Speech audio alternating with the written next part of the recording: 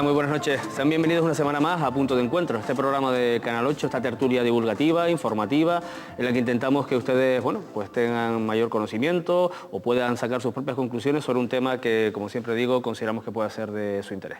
Antes de presentar el programa de esta noche y a nuestros invitados, sí quería recordarles que tienen a su disposición un correo electrónico que saldrá ahora sobreimpresionado en sus pantallas, en el que pueden hacernos llegar cualquier tipo de sugerencia, crítica o cuestión que quieran que, bueno, que en este programa o que en este canal tratemos.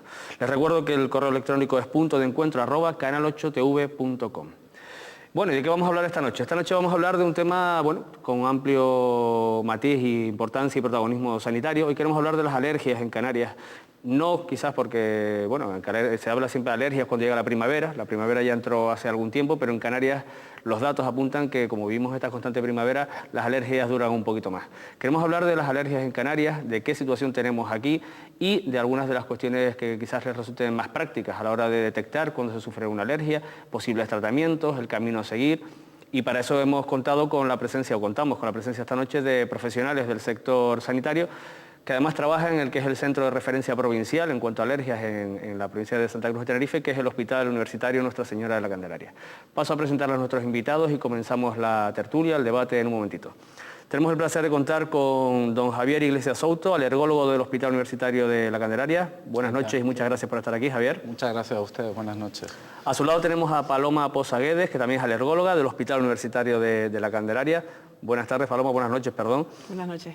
Y también tenemos a Carmen Gloria Bonet, que es enfermera de la Unidad de Alergias del Hospital Universitario de la Candelaria. Buenas noches y muchas gracias. Buenas noches, gracias a ustedes. Bueno, pues yo me gustaría que nos acercáramos un poquito al tema, que acercáramos esta situación, lo que se vive en el mundo de las alergias en Canarias a nuestros telespectadores.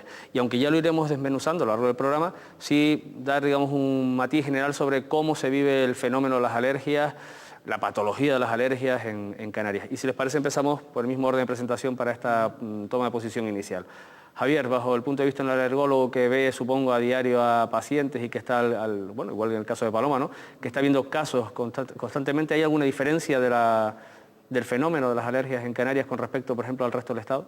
Con respecto al resto del Estado, bueno, en principio por las características de Canarias, tanto geográficas como de población, presuponemos, porque no hay estudios concretos sobre esto, que es más prevalente, es decir, que es más abundante, sobre todo el tema de las alergias respiratorias, por una cosa bien sencilla, porque aquí es más frecuente o tenemos de forma más abundante ácaros. Y los ácaros sabemos que están presentes todo el año y esto se manifiesta clínicamente en las personas, en la población en general, que contrae esta serie de alergias respiratorias. Con respecto a otro tipo de alergias, alimentarias, cutáneas, no podríamos asegurar esto, pero sí con respecto a las alergias respiratorias. Hablamos de la rinitis y del asma, básicamente. Paloma, ¿coincide, supongo, con Javier o hay algún matiz que quieras añadir a esa apreciación? La verdad es que presuponemos, como bien dice él, porque lo vemos a diario, tanto Javier como yo hemos trabajado fuera de Canarias y además podemos comparar personalmente como, si bien es un tipo de patologías que existen a nivel mundial, aquí observamos que sí tenemos la sensación de que con mayor frecuencia en la población general encontramos pacientes que pueden tener este tipo de alergias, sobre todo, como apunta Javier, alergias respiratorias. Quizás por el fenómeno de los ácaros o otros factores, como en muchas otras patologías, genéticos, que quizás nos predispone más. No estamos muy seguros si es un factor genético de nuestra población que le predispone para una serie de determinadas enfermedades más que otras, o, claro, la climatología, como bien apuntabas tú, la eterna primavera, que tanta publicidad le damos desde el punto de vista turístico y que quizás nos está influenciando tener una exposición muy mantenida a un factor alergénico tan importante como son los ácaros, que hay ácaros en otras zonas, que también hay alergia a los ácaros en otras zonas, pero al estar expuestos de forma persistente durante todo el año, pues quizás nos está exponiendo a tener más riesgo de desarrollar este tipo de alergias respiratorias. Carmen, ustedes en el servicio también supongo que coincides con la opinión de los alergólogos, ¿no? Está claro. Totalmente, está claro. ¿Y ustedes ven algún tipo de diferencia cuando a lo mejor contrastan sus opiniones con enfermeros, en este caso, de otros lugares del Estado? Si hay por lo menos en las alergias respiratorias parece ser que sí, ¿no? Sobre todo los ácaros que aquí están desbordados. Sobre todo. Ácaros, esa palabra. Sí, pero esa palabra que mucha gente no sabe. A mí me gustaría que alguno de ustedes explicara a nuestros telespectadores los ácaros en el polvo doméstico, por ejemplo, que es lo que se suele hablar. ¿Quiénes son esos señores, quiénes son esos grandes protagonistas de las alergias, esos ácaros, para que la gente entienda un poquito a qué nos estamos refiriendo? Javier, Paloma, Carmen, quien quiera. Bueno, pues los ácaros son como arañitas pequeñitas que habitan en nuestros hogares, que básicamente se encuentran en los tejidos, porque el entramado de los tejidos hace que ellos allí habiten muy bien. Otras condiciones que favorecen eso son las condiciones climáticas, factores de humedad, factores de altitud. Esto es un clima subtropical y para ellos es ideal, viven y habitan aquí estupendamente. Paraíso, ¿no? Eso es. Entonces, claro, lógicamente, ¿qué no está recubierto de un tejido en nuestros hogares? Casi todo. Hablamos de colchones, almohadas, alfombras, tejidos, tapicería en general, cortinas.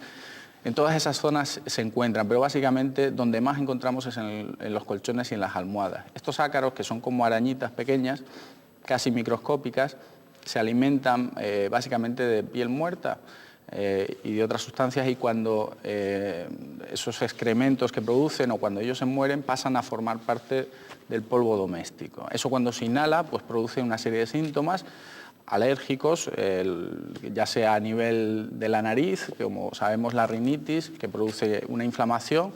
Esto se convierte en estornudos, mucosidad, en obstrucción de la nariz, etcétera, etcétera, y pueden llegar a nivel bronquial produciendo asma. Básicamente esos son los personajes de los cuales estamos hablando. Sí. Y Paloma, la lucha, por ejemplo, porque claro, tal y como lo ha explicado Javier, es muy difícil luchar. Las personas que sufran alergias de tipo respiratorias en sus hogares lo tienen muy complicado para luchar contra estos bichitos microscópicos que tan complicados les hace la vida.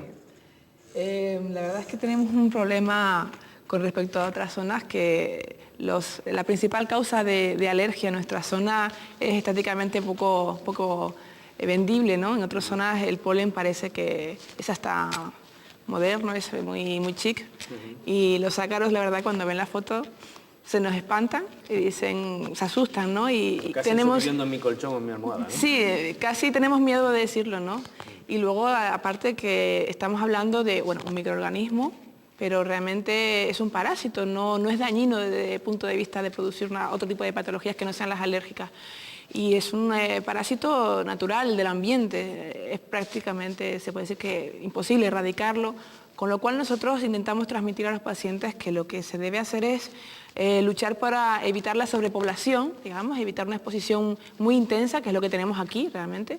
En todas zonas hay ácaros, ¿no? Pero aquí tenemos una población ambiental muy superior a otras zonas de España, ¿no? Entonces intentamos hablar de controlar las condiciones ambientales para que esa exposición no sea tan alta e intentar controlar mejor al paciente, ¿no? O sea, sí es cierto que se sabe que controlando esta exposición ambiental se gana mucho terreno en el control del paciente, y le damos nuevamente consejos para controlar, pero no nos gusta decir acabar con ellos porque es imposible, estamos hablando de una cosa natural que es un parásito y que no puedes acabar con ellos, ¿no?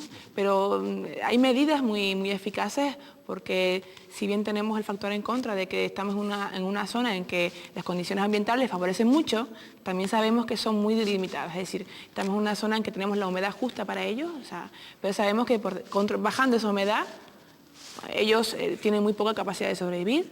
Estamos en una temperatura perfecta para ellos, pero sabemos que bajando esa temperatura también acabamos con ellos, ¿no? Entonces hay medidas muy eficaces de simplemente, como decía, los tejidos, que son la zona donde realmente se esconden, digamos, o están acantonados. Someter esos tejidos a una temperatura superior a 50 grados también es una medida muy eficaz, pero provisional. Lo erradicas, pero enseguida vuelven a controlarlo.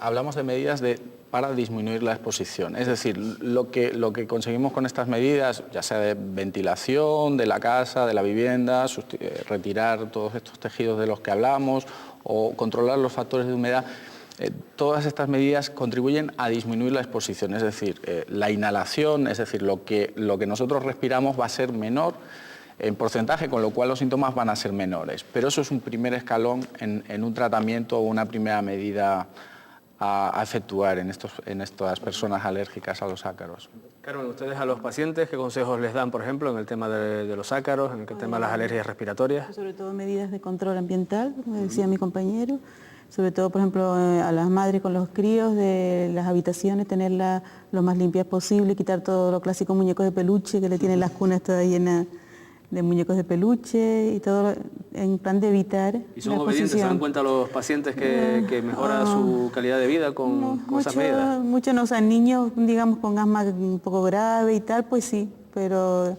al principio lo hacen muy bien y después ya Se olvidan. se olvida. Hay que volver otra vez a... Les quería plantear una cuestión que a la hora de preparar este programa ha salido, por ejemplo, vamos a ver, la gente no termina de considerar, me da la sensación, es una opinión que dejo sobre la mesa, que la alergia sea una patología que afecte a mucha gente. Sin embargo, los datos dicen, y además lo dice la Organización Mundial de la Salud, que por ejemplo los fenómenos alérgicos van a seguir aumentando, y llegué a encontrar el dato, ustedes me dirán si es así o no, que seguramente a lo largo a mediados del siglo XXI, lo que es la población mundial, pues una gran parte de ella, se habla casi del 50%, pueda sufrir algún tipo de alergia.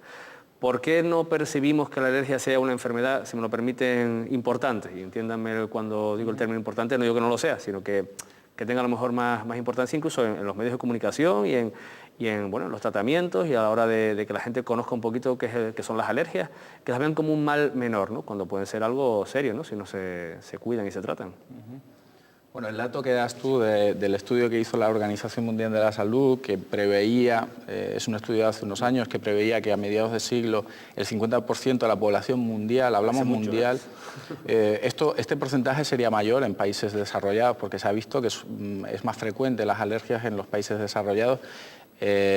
Como decía, el 50% de la población será alérgica o tendrá algún tipo de enfermedad alérgica. Yo creo que han previsto mal. Yo creo que antes ya la población puede rondar un 50% en próximos años. Nos desborda. Realmente todas las perspectivas o las previsiones se desbordan. Cada vez lo vemos más a menudo en edades más tempranas y en edades que anteriormente no se veían alergias, incluso en edades de pacientes más mayores, que no son las edades medias de debutar con un problema alérgico. ¿El por qué vemos o le damos mayor o menor importancia? Pues todo depende en qué punto nos encontremos. Es decir, dentro de todas las enfermedades pues hay leves, hay moderadas y hay graves. Obviamente quien está afecto de una forma grave de una enfermedad pues la percibe más, ¿no? Dentro de las alergias pues hay muchas personas que debutan y que tienen síntomas leves. Estos síntomas se van acrecentando a lo largo de los años o en algunos casos van desapareciendo. No sabemos demasiado al respecto, está mucho por estudiar. La alergia es una enfermedad de futuro que se considera, que cada vez vamos aprendiendo algo más sobre ello, pero todavía nos queda mucho camino. El por qué cada uno lo percibe, pues, también sabemos que la importancia es relativa. Nos encontramos con que los mismos síntomas no se valoran igual cuando son en un niño que cuando son en un adulto. Los padres tienden más a proteger a los niños, en cumplir los tratamientos, y muchas veces te vienen a los padres y tú empiezas a preguntar y te das cuenta que los padres tienen todavía más patología alérgica, más que los propios niños, ¿no? Pero no le dan importancia, ¿no? Entonces esto es un poco lo que nos queda todavía por andar, y lógicamente también es factor de culpa nuestra que no lo promulguemos más o que no lo demos más a conocer a la población. Paloma, a esta pregunta sobre la importancia de las alergias. Sí, hay un factor también que yo creo que es determinante, y yo creo que aquí en Canarias sí toca más, ¿no? Que es la cronicidad. Es una enfermedad que no debuta de un día para otro. Como bien dice él, es rara la alergia que comienza de forma brusca, sino suele ser empezar de una forma leve, muy gradual, y bueno, el paciente realmente se va acomodando y llega a considerar, ¿no? Exacto, se va acostumbrando, y siempre nos sorprende, pero nos pasa a diario que dice, bueno, pues eso es normal, estornudar por la mañana es normal. Se llegan a acomodar porque es una cosa cotidiana, es una cosa diaria, cotidiana, que progresivamente, y suelen consultar cuando ya están en un nivel de gravedad y de intensidad realmente que les perturba en sus actividades diarias, pero en un grado bastante considerable. Es decir, pacientes que llevan años, que nos llegan consultando porque no duermen una noche seguida, porque se levantan cansados, porque no han podido conciliar el sueño de forma adecuada, pero de forma habitual, constantemente, casi a diario.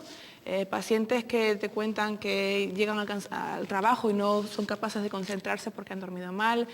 pacientes que te cuentan que la condición de taponamiento, de picor, incluso las molestias oculares, le molestan en sus trabajos, conductores, pues, manejar un ordenador. Estar delante de una pantalla de ordenador es muy complicado, de cara al público incluso les condiciona, ¿no? Incluso les avergüenza. Bueno, muchísimos factores sociales, ¿no?, que condicionan uno de los aspectos que yo creo más importantes de la patología que estamos hablando, ¿no?, que es la calidad de vida, ¿no? No estamos hablando quizás como en otras patologías de mortalidad, que existe, pero sí de condicionamiento en el día a día, en la calidad de vida, en el trabajo, en el ejercicio, en el colegio, pacientes que llegan a unos extremos que tienen faltas escolares muy habituales y claro, eso condiciona, ¿no?, a largo plazo pues su formación, sus perspectivas laborales, ¿no? Condiciona casi todas las actividades diarias, ¿no? Cuando nos llegan ya están en una situación muchas veces que dicen, pues, ¿cómo llevas tantos años aguantando esta condición asumiéndolo simplemente, ¿no? Es curioso. Carmen, ¿los pacientes también se toman en serio cuando una alergia, me refiero, bueno, esto es un tema menor, o se lo toman en serio, como bien dice Paloma, cuando las cosas empiezan a complicarse? Yo creo que depende, cuando empieza a complicarse es cuando ya se lo toman en serio. Yo creo también que a lo mejor es que es una especialidad nueva, digamos, en respecto al tiempo, porque empezó, por ejemplo, aquí en Canarias empezó en el año 86, hasta el año 86 no había servicio de alergia aquí, que se puso en la Candelaria, y entonces como a descubrir, ¿no?, creo yo, ¿no?, que estaba acostumbrados a siempre pues, con su rinitis y tal, que no le dan importancia, sino las gotitas o el fufu que le van a la farmacia y se lo mandan. Y entonces, escapando, pero claro, eso sí, a lo largo del tiempo tendrá un montón de efectos perniciosos. Me imagino que ahora también es un poco ya más conocida, más tal, entonces la gente ya demanda también más tratamiento. Y sáquenme de dudas, una alergia que se va cronificando puede acabar siendo algo serio. No sé si ustedes pueden explicarnos esto un poquito a los telespectadores y a mí, porque la verdad es que no lo sé. ¿Hasta qué punto puede ser seria una alergia que no se trata o que se trata mal a lo largo del tiempo, el que sea? Sí, siempre hay que especificar qué tipo de alergia hablamos, ¿no? Cuando hablamos de alergia en general, supongo, interpreto que hablamos de alergia respiratoria, que puede ser el modelo en este caso. Una alergia respiratoria puede empezar de forma muy leve, siendo una rinitis, pero como sabemos y los últimos estudios hablan, hay una vía única, una vía respiratoria única que se considera que está relacionada. Es decir, muchas veces se empieza debutando con una inflamación de la nariz y se acaba con una inflamación a nivel bronquial, es decir, el asma. El asma ya empieza a ser una enfermedad bastante limitante que nos limita para hacer ejercicio, incluso para nuestra vida diaria en algunos casos, ¿no? Pero, y volviendo a la pregunta anterior, cuando decías lo de que muchas veces no se diagnostica o que no se sabe si se tiene o que no se le da importancia, lo que nos aparece en nuestra consulta muchas veces remitidos pacientes que vienen por una alergia con un medicamento. Nosotros que hacemos siempre una historia clínica general, que preguntamos un poco de todo, que se quedan un poco, ¿y por qué me pregunta esto?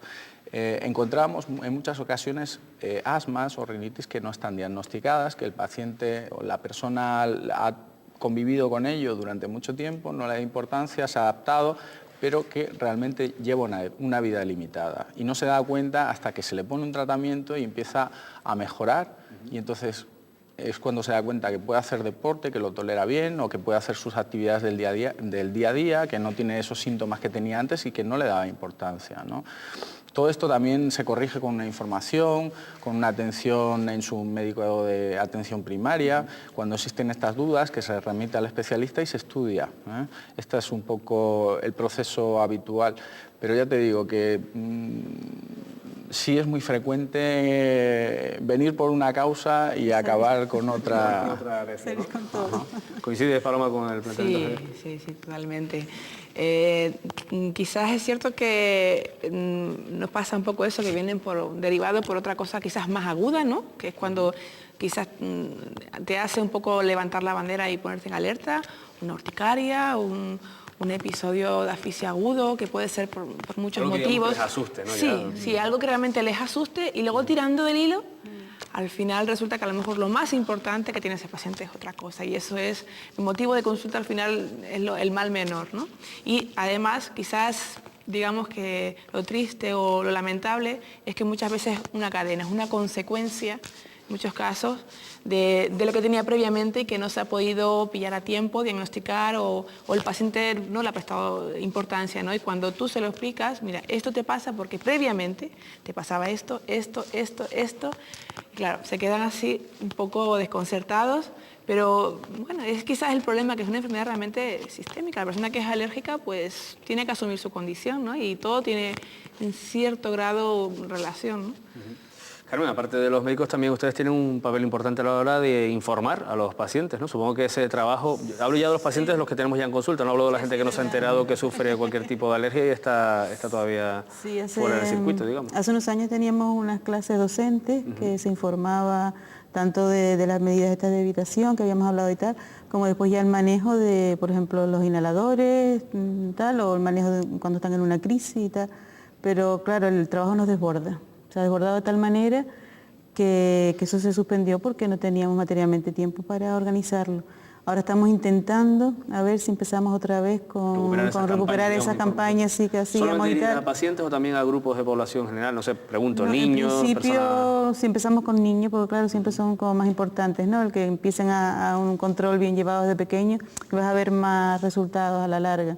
Empezamos con niños a hacerlo. Incluso tuvimos una temporada, hace, pues, no sé, ahora 10 años, por ahí, que hacíamos campamentos de niños asmáticos en el verano, 15 días, nos íbamos a Arenas Negras, hacíamos los campamentos y tal. Se hicieron durante un par de años seguidos, pero después ya pues no tenemos apoyo tampoco ninguno, todo tenía que ser a base de nuestros días, incluso libres, dedicarlos a eso y todo, y claro, voluntariado. Sí, entonces bueno, el primer año lo hace, el segundo lo hace y después ya dice, mira, si no se recibe apoyo ninguno. Pues quería preguntar, porque muchas de las personas que seguramente ven este programa pues conocerán a alguien o ellos mismos habrán tenido que hacerse un tipo de prueba diagnóstica sobre las alergias. Uno de los datos que también se he rescatado para preparar el programa se refería a las listas de espera para la realización de estas pruebas. Muchas personas se les encarga que se realicen las pruebas diagnósticas para saber qué alergia tienen, qué tipo de alergia y en qué grado y demás. Y estas listas de espera en Canarias altas, en el caso de la provincia de Tenerife eran bastante altas, se han ido bajando, pero siguen siendo importantes. Me gustaría, en los últimos 5 minutos que nos quedan antes de que termine el primer bloque, que cada uno de ustedes me diera su opinión sobre estas listas de espera que mucha gente sufre, ¿no? Porque a lo mejor, no sé si está en 2, 3 meses para que te realicen una prueba y luego determinar un tratamiento. Empiezo yo. Sí, bueno, vamos a empezar toda la... Es un mal pastel este. Es una situación totalmente injusta hacia la población que tenga que esperar. Las listas de espera, lógicamente, pues dentro de esa injusticia que crean, nosotros trabajamos diariamente y todos los esfuerzos están dedicados a reducir estas listas de espera. El problema es que, claro, como tú bien dices, es un servicio de referencia para toda la provincia de Tenerife y hablamos de una población de 1 millón de habitantes aproximadamente. Tocamos también, lógicamente, las islas de La Palma, El Hierro y La Gomera. Es una especialidad que se ha creado recientemente, sí. Hablamos del año 86. Lógicamente, eso genera una demanda social. Antiguamente había 1, luego fueron 2, y luego 3, y luego 4, y ahora mismo somos 8 médicos los que pasamos consulta de forma habitual en el servicio. ¿Cómo podemos intentar que esta injusticia sea lo menor posible? Pues todas las interconsultas, los pacientes que derivan desde atención primaria o desde otras especialidades, todos esos volantes los valora un médico diariamente y entonces en función de la urgencia o de la enfermedad que presente se les prioriza. Sí, uno, eso es decir, ¿no? En algunos casos, lógicamente, pues puede pasar alguno desapercibido, pero dentro de lo que cabe trabajamos en eso y cada día pues somos más y tratamos de hacerlo mejor, intentamos dentro de los medios que tenemos avanzar en este sentido, pero hay patologías leves como puede ser la rinitis, que no es tan importante como el asma en importancia de gravedad o lo que sea, que se tarda más tiempo en ver. Esto es inevitable, poco a poco. Paloma, ¿cómo ves el tema de las listas de espera para las pruebas diagnósticas? Ya digo, nos quedan apenas 2 minutitos, si nos puedes explicar brevemente cómo lo ves. El problema es que lo que le llega a la población realmente es la lista de espera, digamos, de visita inicial, ¿no? El problema es que en nuestra especialidad no solamente es una consulta, sino luego hay que realizar unas pruebas, no siempre se pueden realizar todas el mismo día, lo cual genera un trabajo que muchas veces nos hace demorar un poco y limitar el número de pacientes que pueden ser atendidos, ¿no? Igual en una visita médica básica, inicial se pueden atender más pacientes, pero hay una serie de pruebas que bueno, no puedes tampoco dejar eternamente pacientes sin completar un estudio, ¿no? Entonces es una especialidad que bueno, requiere también un poco compaginar las dos cosas. Se ha hecho un esfuerzo en los últimos años en mejorar, ya varios años que estaba estancado el crecimiento del servicio. Hace unos relativamente 3-4 años se ha hecho un esfuerzo en lo que es la dotación de personal, pero ya el espacio físico es más complicado. En esta materia yo creo que todos los esfuerzos siempre acaban siendo insuficientes porque, bueno... insuficientes, claro, ¿no? Primero porque es una patología que está en aumento, la población es muy alta, cierto que se ha dejado en la mitad inicial, pero estamos ahí ahora en un periodo en el que no conseguimos disminuirla por un problema físico de espacio, ¿no? Que quizás nos ayudaría un poco más, ¿no? Pero bueno, es una patología tan prevalente que lo que hemos optado es, por lo que hemos apuntado a otras iglesias, es por lo menos, lo más urgente, conseguir que sea visto lo antes posible y lo menos grave, que sea lo último que se vea, por lo menos dentro de lo que se puede, ¿no? Pero bueno. Carmen, ¿qué opinas sobre las listas de espera para las pruebas y demás? Que bueno, ustedes también sufrirán las quejas de los enfermos directamente, ¿no? En primera línea están. Sí, yo creo que además también a partir del 2008 ahora se ha duplicado el número de peticiones. Y antes creo que eran 200 peticiones más o menos mensuales. Estos 2 últimos meses han sido 400 peticiones, se ha duplicado el número de peticiones que nos vienen. Y por otro lado lo que decían ellos es el espacio. O sea, ellos son 8 médicos, pero nosotros somos 6 ATS nada más. Y tenemos que cubrir un campo tan grande de pruebas que no damos avío. No, pero nos están diciendo eso, que convendría ampliar este servicio, ¿no? Es lo que se necesita. ¿Y cómo los pacientes son pacientes en este caso? Pues yo creo que se les dice que tienen que esperar 3-4 meses. Que la mayoría de las veces se soportan sea. como muy bien porque la verdad es que no hay tantas protestas. O sea, yo creo que sí. El problema físico, por lo que te decía, porque ellas tienen que atender unos pacientes y luego también se necesita un espacio físico donde localizar a esos pacientes, ¿no? Esperan, pero ¿dónde los pones? Son personas, no lo puedes tener en una fila de pie toda la mañana esperando, ¿no? Hay muchas veces un problema de que ellas a lo mejor podríamos organizarnos de tal manera que pudiéramos ver más pacientes o hacer más pruebas, pero claro, hay un espacio el problema de físico. enfermería no se puede ni por el espacio físico. Porque claro, las pruebas llevan un tiempo. Que hay que hacerle poner los PRI, que hay que marcar, qué tal. Incluso en una misma habitación estamos haciendo varias pruebas a la vez. Que no es lo ideal, que no es lo ideal, evidentemente. Bueno, pues aquí tenemos que dejarlo de momento. Llega el tiempo, la publicidad y nos vemos a la vuelta aquí en Punto de Encuentro.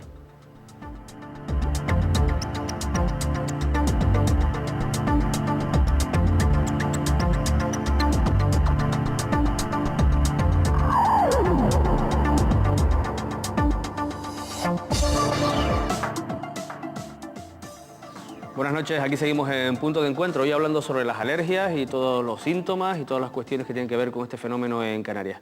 Y estamos con nuestros invitados y yo les quería plantear para, digamos, tomar lo que es o retomar una parte más práctica de lo que es este programa, el que dedicamos el día de hoy a las alergias, si podríamos hablar de los, digamos, de los síntomas que pueden hacernos pensar a un telespectador de este programa o cualquier persona que pueda enterarse de lo que hemos estado hablando aquí esta noche, qué síntomas hay que tener en cuenta para decir, en este caso estamos sufriendo una alergia, hemos estado hablando toda la primera parte, vamos, básicamente de las respiratorias, yo empezaría por esas y luego hablaríamos, si les parece, de otras. ¿Qué cosas tenemos que tener en cuenta para saber si estamos sufriendo algún tipo de alergia?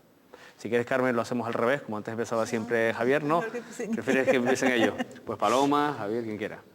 Bueno, empieza tú. Sí, bueno, yo hablo un poquito de las respiratorias y tú, como es lo tuyo, más las alimentarias y todo esto, sin problema.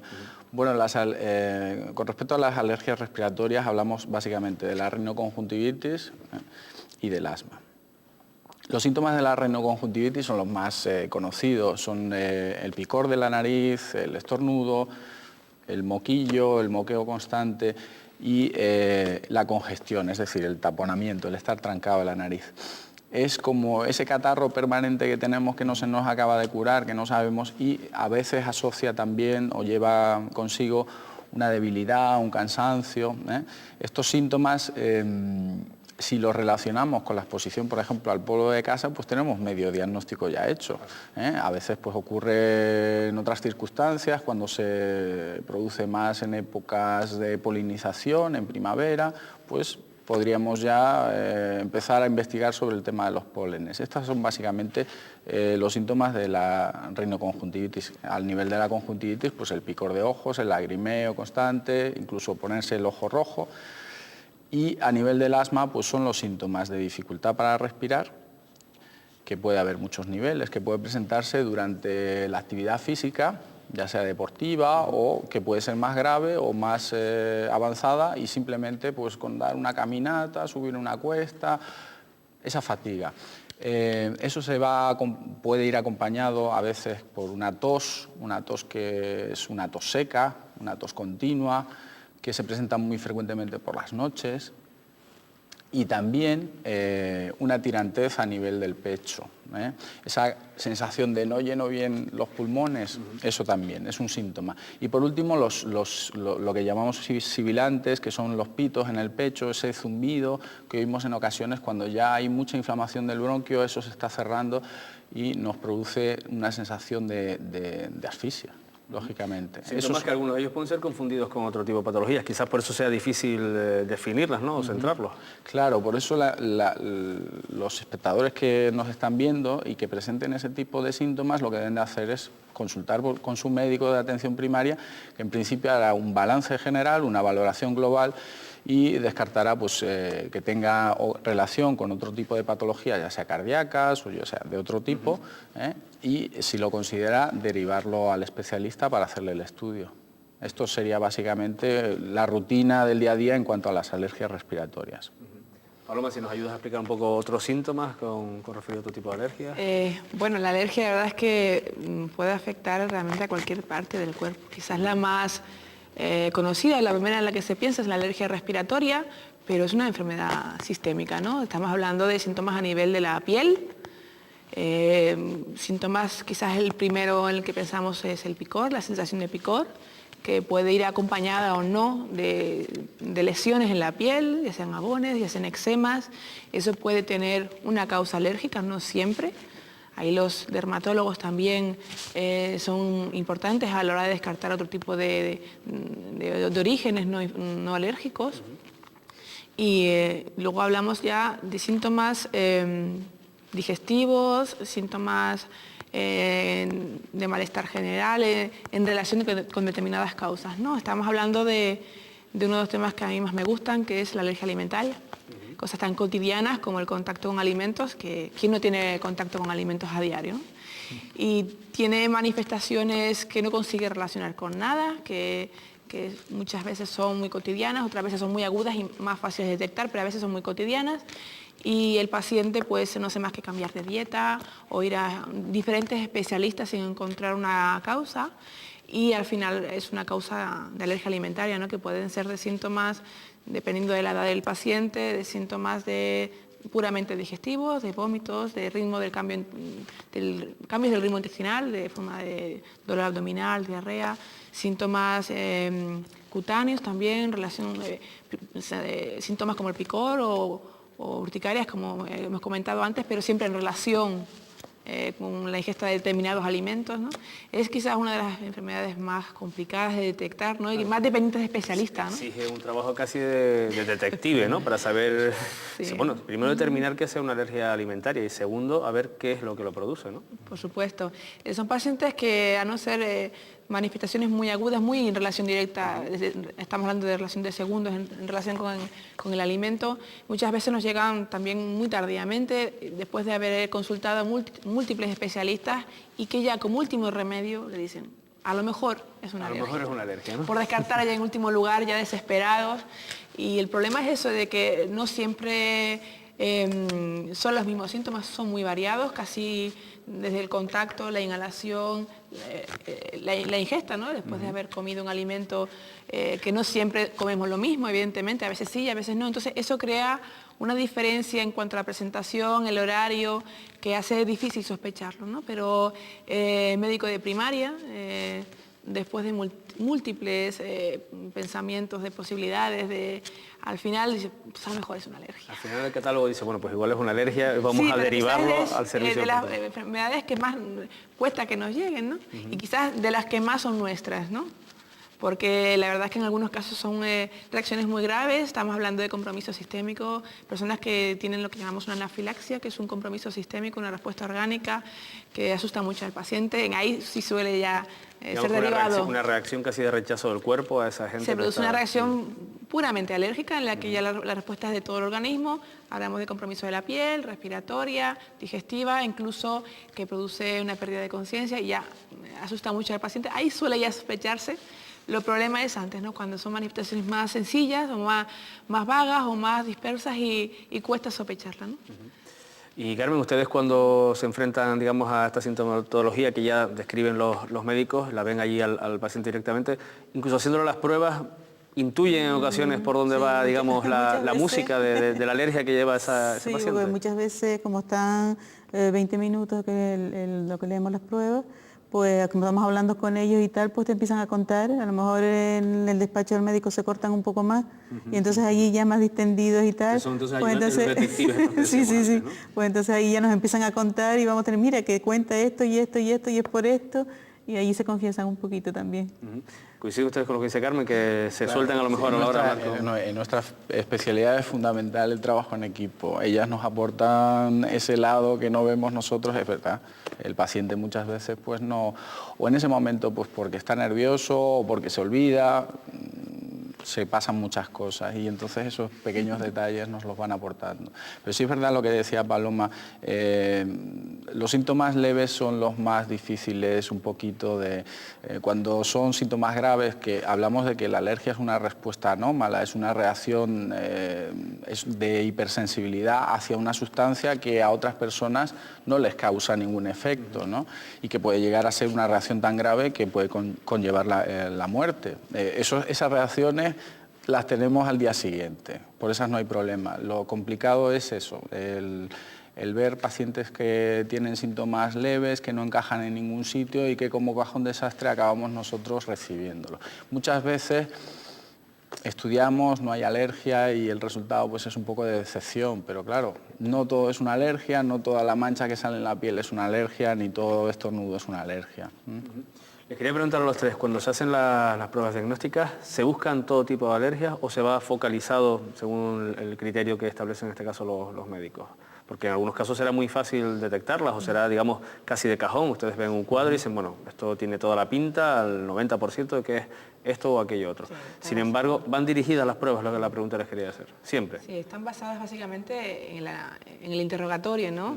Porque, como te decía mi compañero, es una respuesta que puede ser desencadenada por casi cualquier cosa, ¿no? No existe solamente unas causas determinadas, puede ser desencadenada por casi cualquier cosa del ambiente, cualquier cosa que hayas comido, no es tan sencillo, ¿no? Como la gente puede pensar en un principio. Entonces el interrogatorio es básico, intentar establecer con qué puede estar relacionado y ir detallando un poquito las posibilidades e ir concretando para acortar el tiempo del diagnóstico. No se puede tener a un paciente, aunque la gente pueda esperar o desear que eso sea así, no se puede hacer una prueba a todo, a lo posible, claro. No, porque estamos hablando de casi cualquier cosa del ambiente, ¿no? Entonces ahí el interrogatorio es básico, ¿no? Y dedicamos mucho tiempo, el médico, a intentar detallar que el paciente te diga realmente todos los factores posibles. A veces intentan dirigirte, dice, yo creo que es esto. Y yo, no, vamos a empezar por el principio, cuéntame dónde estabas, qué estabas haciendo, una serie de cosas que ellos en principio no le dan importancia, porque parece que intentan que tú le confirmes la idea que ellos llevan de entrada, ¿no? Claro. Como lo más habitual es que sea por esto, yo quiero que me hagas las pruebas a ver si soy alérgico a esto, ¿no? No, vamos un poquito antes, porque en eso la cultura popular a veces no es tan completa y a veces tiene errores muy típicos y muy tópicos y que no son siempre como ellos pueden pensar, ¿no? Entonces...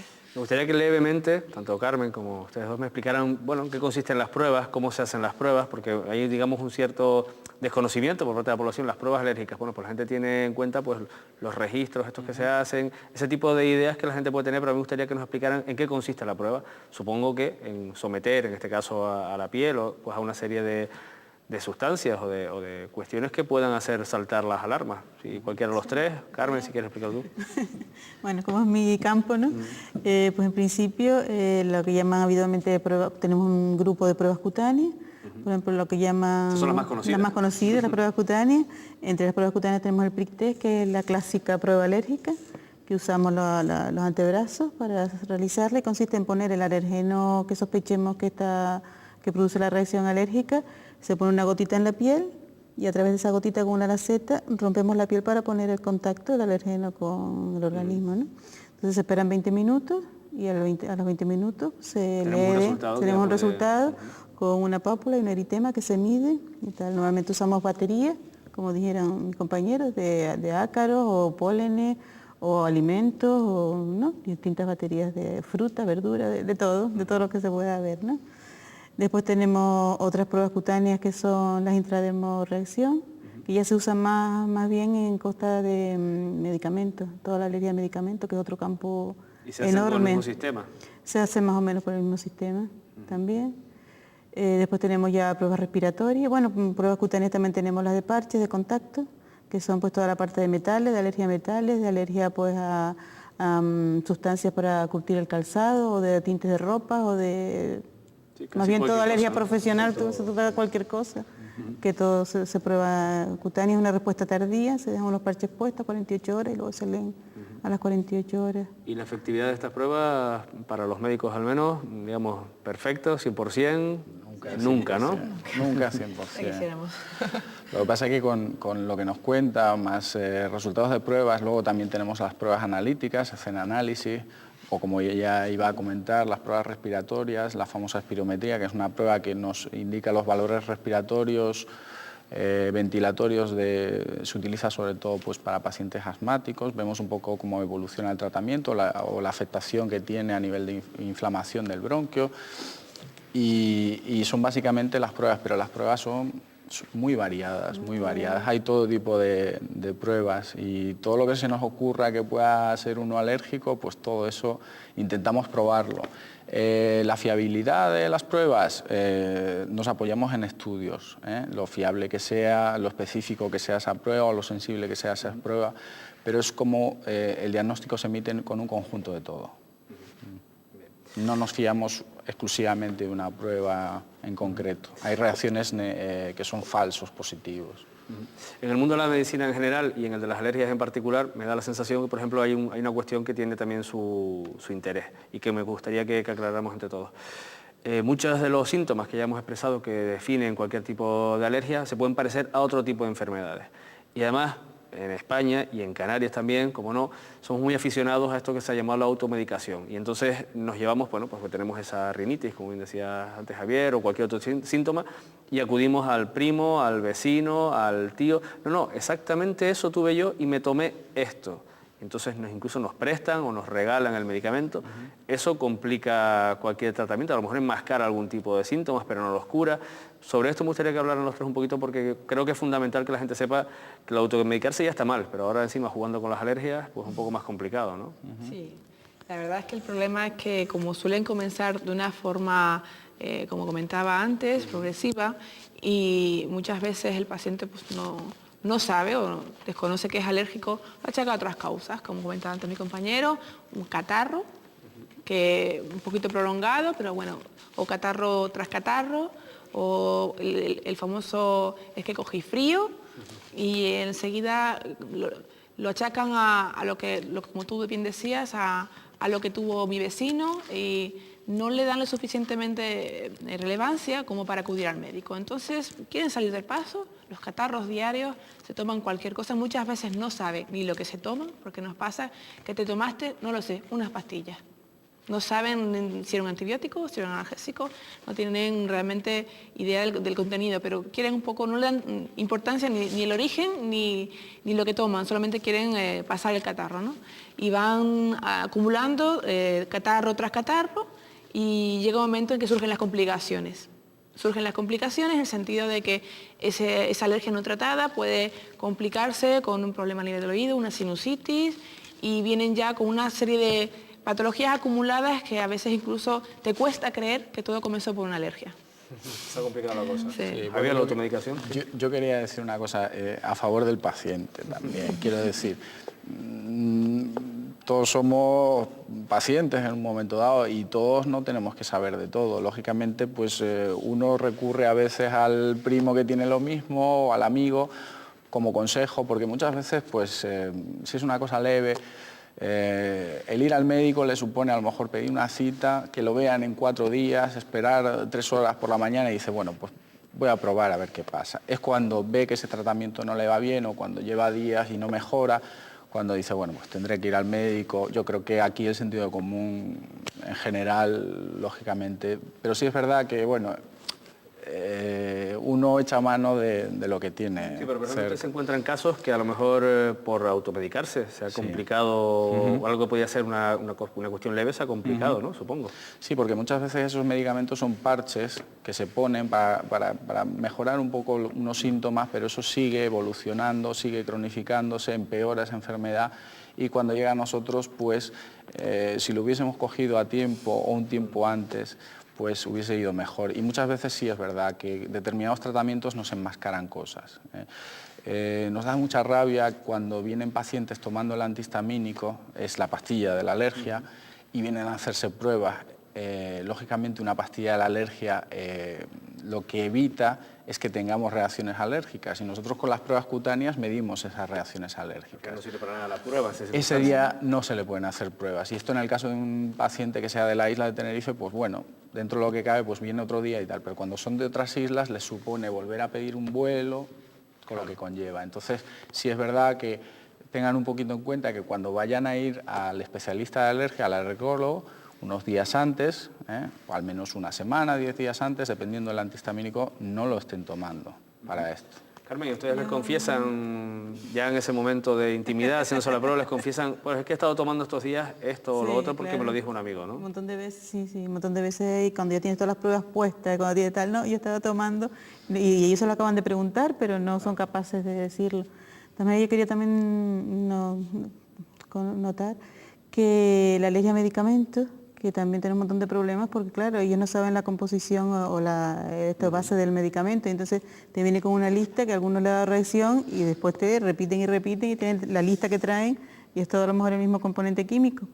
Y entonces que es muy importante a la hora de tener una reacción pues más grave porque se van a tomar una cosa que nos hacen en ocasiones en las consultas, ¿es usted alérgico a algún medicamento? La respuesta en el 99% de los casos es no lo sé, porque a lo mejor el principio químico sí lo he probado o no lo sabes porque son primos hermanos, primos hermanos y han tenido ya una reacción y van y se toman, otra vez la repite y puede tener problemas gordos, ¿no? Y es la respuesta correcta, no lo sabemos. Sí. Claro. Es decir, uno no nace alérgico, sino que se hace con la exposición reiterada de determinadas sustancias y unas características del individuo, factores ambientales, genéticos, todo lo que hablábamos antes. Pero de entrada no lo sabemos. Nos vamos a... Perdón. Por desgracia no lo podemos saber. Claro, no vamos a restringir determinados medicamentos o determinados alimentos por evitar estas... No se puede. No se pueden evitar, es decir, yo no sé si voy a ser alérgico al cacahuete y no hago nada evitando tomarlo para ello. Aprovecho esa referencia a las alergias alimentarias para preguntarte, Paloma, porque también se ve que determinando, o sea, según de dónde se sea, según dónde se viva, según dónde se coma, pues la gente es más alérgica a unos alimentos que a otros. En el caso de Canarias hay algunos alimentos que digamos están en primera línea, comparados con el resto del estado, ¿cuáles serían? Sí. Los que, digamos, más problemas están dando en las consultas de alergólogos. La verdad es que la alergia a alimentos, yo creo que si bien esta especialidad es reciente, quizás si hablamos de alimentos, más todavía. Hubo unos años en los que había, se puede decir, casi peleas entre los diferentes países sobre qué alimentos eran los que daban más alergia y al final de todo se llegó a la conclusión de que depende de lo que comas. Claro, en cada zona no comemos igual. Y entonces realmente las causas van a estar determinadas por tu dieta, ¿no? No es lo mismo la dieta del norte de Europa que la americana, que la inglesa, que la mediterránea. Entonces, casi cualquier alimento realmente está capacitado para dar alergias. Entonces, el alimento al que vayamos a desarrollar una alergia va a estar determinado primero por lo que comas, evidentemente, y segundo, a tus antecedentes. Es decir, lo que sí se ve es que, salvo en los niños muy pequeños, casi todos los alimentos vienen determinados por alergias respiratorias previas. Entonces, en Canarias, concretamente, estamos con lo que hemos hablado antes, los ácaros, ¿no? Eso nos está condicionando enormemente a un tipo de alimentos muy relacionados, aunque en principio la gente no lo piensa de entrada, pero que son los mariscos, ¿no? Desde el punto de vista... En Canarias los mariscos están dando muchos problemas, alergias. dan muchos problemas. Hay otras zonas de España que también se consumen mucho, pero quizás no tengan la prevalencia de alergia a ácaros que tenemos nosotros. Entonces, es bastante habitual que estos pacientes que tengan una alergia respiratoria a ácaros muy intensa tienen mucho más riesgo de desarrollar alergia a alimentos, concretamente a los mariscos, ¿no? Y además reacciones bastante importantes, ¿no? Otras zonas pues tienen alergia en la península a los pólenes y se ve que tienen mayor riesgo de alergia a diferentes vegetales, a frutas, a verduras, ¿no? Entonces aquí quizás por esa predisposición respiratoria tenemos más riesgo de alergia a mariscos, pero eso también depende de la edad. Si hablamos de niños, bueno, ahí todavía ese terreno alimentario no lo tocan, pero quizás hay más uniformidad por eso, porque claro, huevo, el contacto inicial de los niños con los alimentos suele ser más o menos homogéneo, ¿no? La leche, el huevo, según el orden de introducción, ¿no? Pero ya en adultos o en jóvenes la dieta es la que manda, ¿no? Y nos quedan apenas 2 minutos y sí me gustaría por lo menos hacernos una pregunta, una curiosidad, quizás que he detectado a la hora de preparar el programa. Hablaba al principio del programa que esto es una responsabilidad de todos, ¿no? Una responsabilidad social.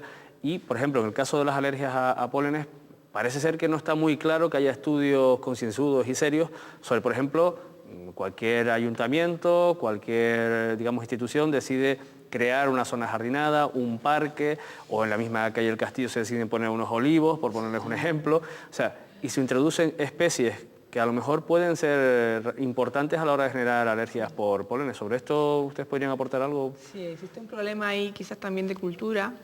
Cuando se habla de alergia a polen, quizás lo primero que suele pensarse es en flores, porque se piensa en polen, se asocia a flores. Inmediatamente. Realmente eso no siempre es así. Las causas más importantes de alergia suelen ser distintas y hay sí se sabe determinadas especies de árboles o de arbustos que tienen mayor riesgo de desarrollar alergias y quizás de las cosas que menos se sabe a nivel cultural de población general, ¿no? El olivo, por ejemplo, que acabas de nombrar, fue una nefasta noticia que recibimos porque en la península hay mucho olivo y es una de las causas más importantes de alergia a polen.